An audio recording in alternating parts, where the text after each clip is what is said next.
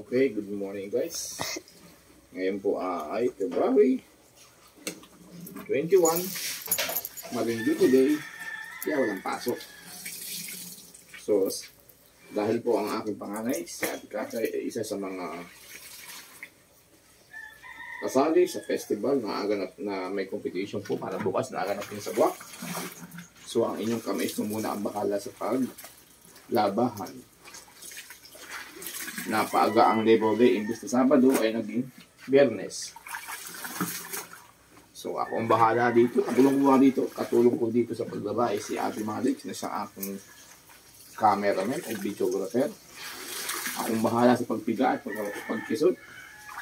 Siya ang bahala sa pagtampay.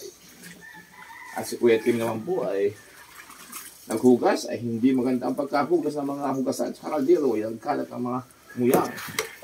Kaya ulitin din ni Ate Malik yun. Huh? Kaya salog-salog ang mga nguyang sa lababo. Ay, ano na yun? Ito ay pangalawang salang pa lamang. 5 salang ito. Uniform, yung mga damit, aputi. Mga uniform na paldat shorts na mga pampasok. Pangatlong asang natin ay di kulay na damit.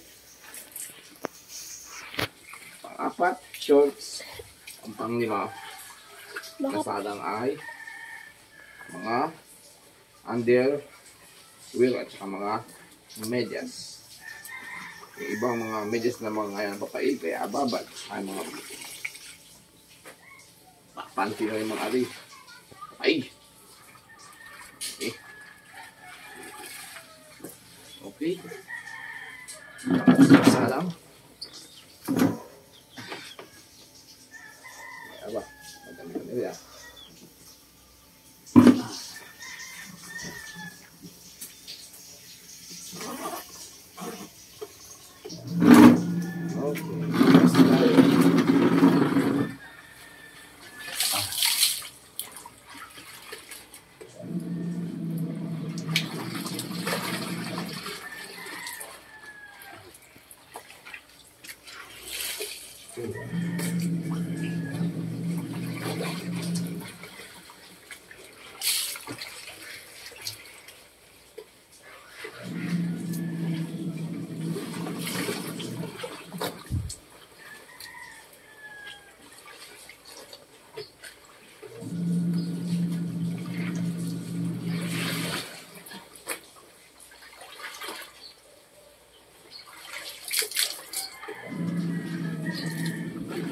Ano sa Pilipinas ang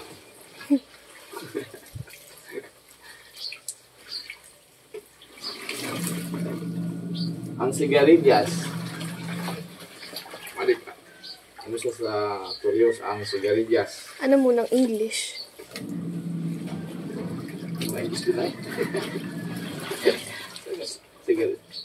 Tawag tayo sa Pilipinas. Ang Pilipinas ang sigarilyas. Sa Pilipinas ang sigarilyas ay kabay. Alam mo na. Yan ay natawag na kabay. Dini sa amin ay kabay. Ano sa Pilipinas ang labas? Labas. Outside. Tawag sa Pilipinas ay love seat. Love seat. Gamitin ang labas sa pangusap. Alam na yun, gabsit. Okay, tama naman ang baby. Okay na.